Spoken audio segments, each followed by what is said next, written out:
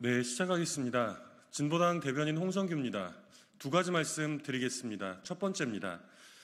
도대체 임성근 전 해병대 1사단장은 어떤 사람입니까? 국방부 조사본부의 첫 보고서에서도 최상병 사망사건 관련하여 임성근 당시 해병대 1사단장의 범죄 정황을 명시했던 것으로 확인되었습니다.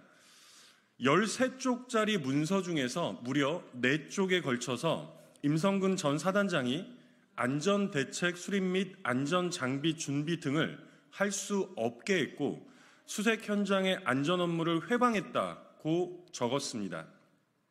작년 7월 실종자 수색 작업 지원 요청을 받고도 뭉개던 임 전 사단장은 윤석열 대통령이 경북 예천 폭우 피해 현장을 방문하던 날 부랴부랴 수색 출동을 지시했던 것으로 드러났습니다.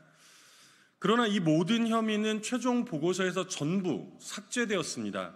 그리고 그 사이 대통령을 필두로 대통령실과 국방부, 해병대 사령관까지 총출동하여 임성근 구하기에 매진했던 것으로 보입니다.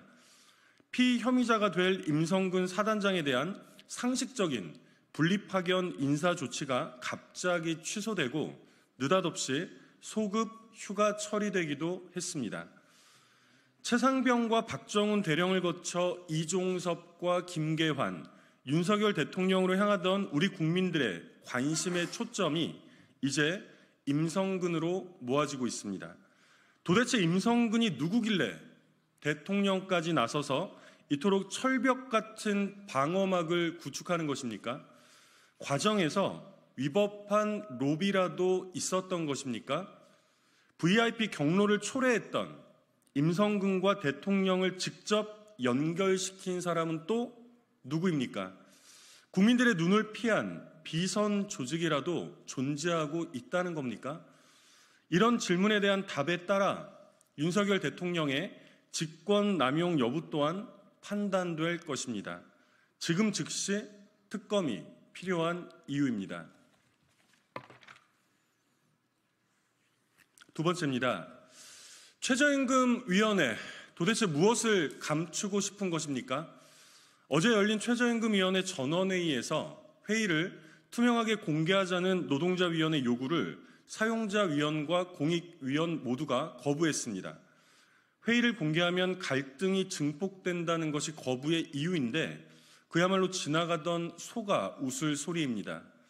해마다 강한 반발과 갈등을 초래했던 진짜 이유야말로 밀실에서 진행된 독단적이고 비상식적인 논의들 때문 아니었습니까?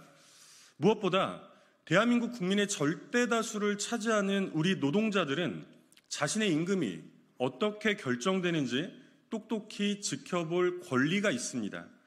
말이 최저임금이지 전체 노동자의 절반 정도가 최저임금에 직접 영향을 받고 있고 심지어 이 최저임금조차 못 받는 노동자들이 무려 13%에 이릅니다. 그러니 그 최저임금이 어떤 논의를 거쳐 어떻게 결정되는지야말로 가장 큰 관심사가 아닐 수 없습니다. 회의를 투명하게 공개하자는 노동자 위원들의 주장은 지극히 상식적이고 정당합니다. 오히려 우리 국민들 앞에 이 모든 논의들이 투명하게 공개될 때 최저임금을 업종별로 차등 적용하자느니 고임금도 포함되었으니까 비혼 단신 근로자 실태생계비를 자료로 사용하기에 적절하지 않다느냐는 온갖 비상식적인 궤변들도 사라지지 않겠습니까? 내가 받는 임금이 어떻게 결정되는지를 직접 확인하는 것은 우리 국민 모두의 정당한 권리입니다.